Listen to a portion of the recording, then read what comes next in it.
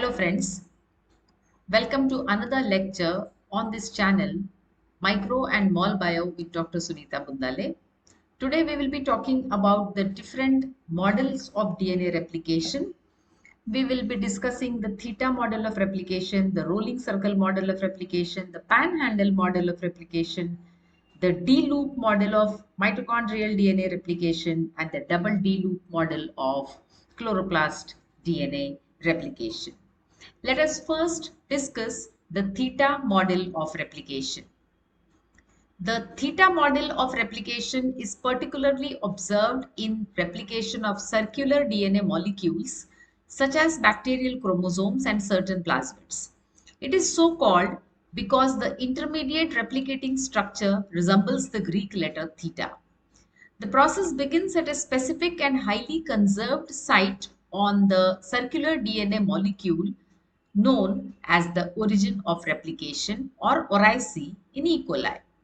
At this origin, replication initiates when initiator proteins, most notably DNA-A, bind to the origin and begin to unwind the DNA helix. This creates a small replication bubble.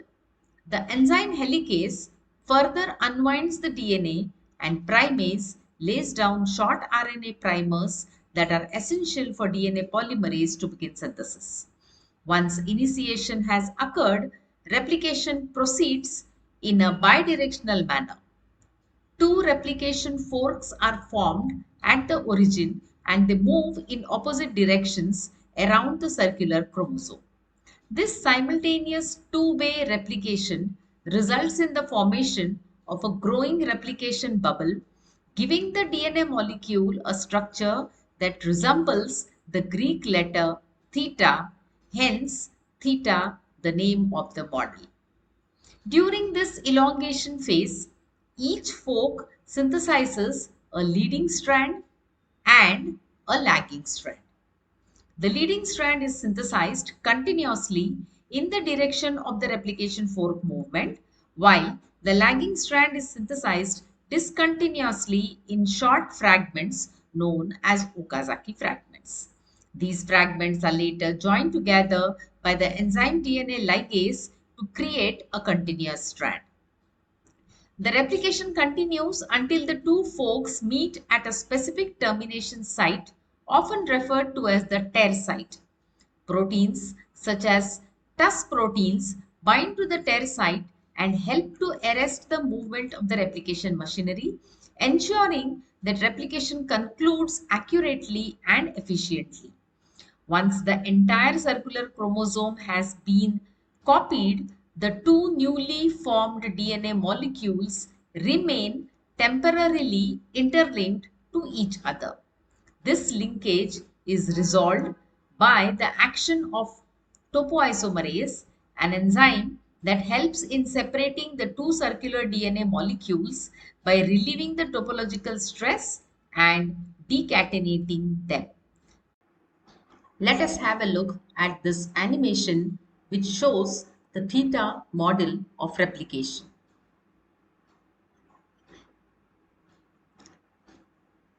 Replication via the theta model is not the only method by which circular molecules can replicate.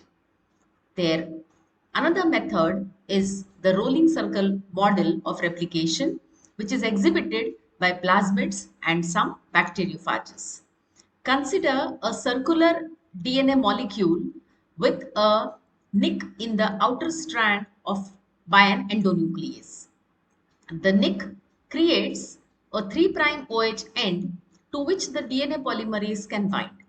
The polymerase carries out replication and extends the 3' OH end by adding nucleotides complementary to the inner intact strand which serves as the template.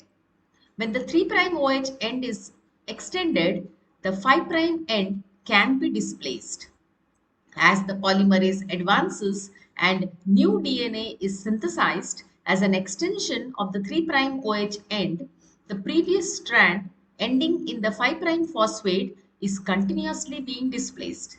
The entire process can be visualized as if the inner circle is rolling continuously, bringing new stretches of the template for the polymerase to act upon. Each revolution of the inner circle displaces the DNA synthesized in the previous cycle. The polymerase goes on extending the outer circle. The displaced strand will get longer and longer and will eventually consist of many repeating units of the genomic DNA, that is the outer circle here. These linear DNA molecules are called concatemers. The unit lengths of the genome are cut and ligated, and new rolling circles are initiated. As can be seen, an intermediate structure resembles the Greek letter sigma, and hence the rolling circle is also called the sigma model of DNA replication. Let us understand the same model in another slide, upcoming slide. The plasmids have a double-stranded replication origin called the orice, which has two inverted repeat sequences.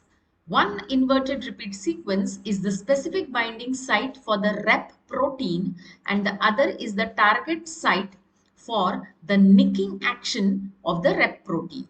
The rep protein nicks at the specific IVR, creating a 3' end and a 5' end. The rep protein remains bound to the 5' end, as can be seen in the figure. The DNA polymerase binds to the 3' OH end, followed by binding of helicase, the unwinding enzyme. The polymerase adds nucleotides to the 3' end by reading the intact strand as the template. The 3' end is extended, to which the single-stranded binding proteins bind, and the template appears to be rolling. As the new progeny strand gets synthesized, the nicked parental strand is displaced. When one unit of the length is replicated completely, the ends are ligated by DNA ligase to form a circular DNA molecule. Complementary strand synthesis of this single-stranded DNA circle takes place to form the double-stranded progeny duplexes. Meanwhile, after the completion of replication of one unit length, the rep attacks the origin again and nicks it to repeat the entire cycle, which continues to give progeny DNA molecules. Let us have a look at an animation of the rolling circle model, which you can see on your screen right now. In the case of phages, which have a single-stranded circular DNA molecule, RNA polymerase synthesizes a primer. The polymerase extends the primer and synthesizes a strand complementary to the genomic DNA to generate a double-stranded replicative intermediate structure, as can be seen on your screen. A nick in the positive strand is brought about by the replicase to generate a 3' OH and 5' phosphate ends. DNA polymerase binds to the 3' OH end and brings about DNA synthesis and displaces the old positive strand. Continuous elongation generates multiple unit lengths, which are cut and circularized to form multiple copies of the genomic DNA molecule. This is a variation of the rolling circle model, which is shown by single-stranded DNA phages. Yet another variation is the one which is shown by the lambda phage. As the circle rolls, the leading strand elongates continuously, whereas the lagging strand elongates discontinuously. The model uses unrolled leading strand as template and progeny double-stranded DNA grows to many genomes before the unit lengths of the genome are actually clipped off or cut off. Thus, in this model, simultaneously, both the strands are getting synthesized and double-stranded lambda phage genomes are continuously produced by this rolling circle model. Let us now discuss another model, that is the replication of the adenovirus genome, which replicates by a model which is called the Panhandle model of DNA replication. The adenovirus genome consists of linear double-stranded DNA. At the ends of the DNA molecule are 100 to 150 base pairs inverted terminal repeat sequences. These form the origin of replication for the viral DNA. Because of this inverted terminal repeats, the denatured DNA strands can actually form base pair with each other and form panhandle structures, which are important in the replication, as we'll see in the slide later. A 55 kilodalton terminal protein is covalently attached to the 5' end of each DNA strand. This protein is also required for effective replication of the genome. It actually acts as a primer, initiating the synthesis of a new DNA strand. Initiation of replication occurs at either end by a strand displacement reaction catalyzed by adenovirus DNA polymerase. Replication is continuous and takes place on the template strand till a double-stranded DNA duplex is formed. The non-template DNA strand is completely displaced and released as a free single-stranded DNA strand.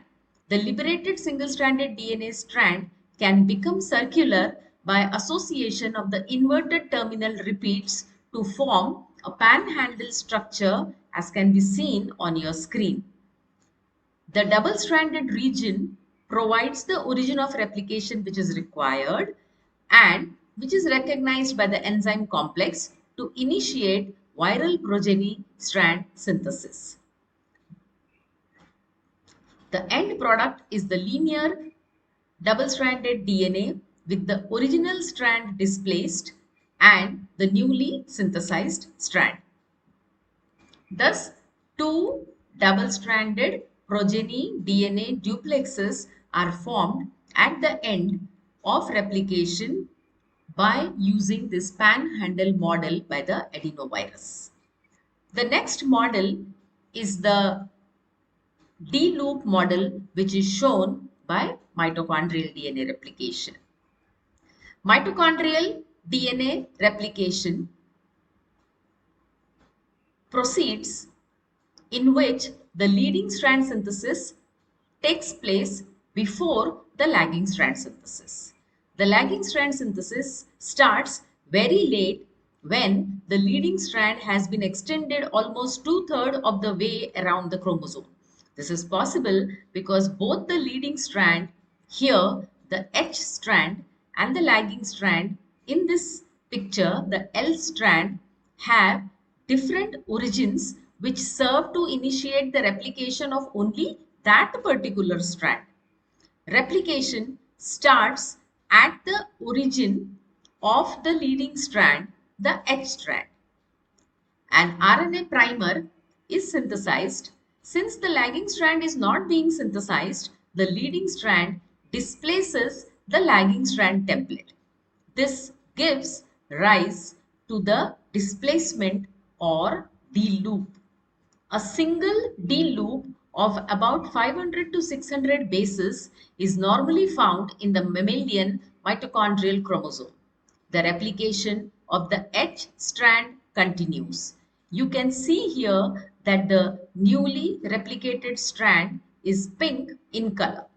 The lagging strand origin lies two-thirds of the way around the chromosome from the point that the leading strand begins. Thus, When the leading strand synthesis displaces the leading strand, at that point, the lagging strand origin is exposed and the lagging strand synthesis can begin.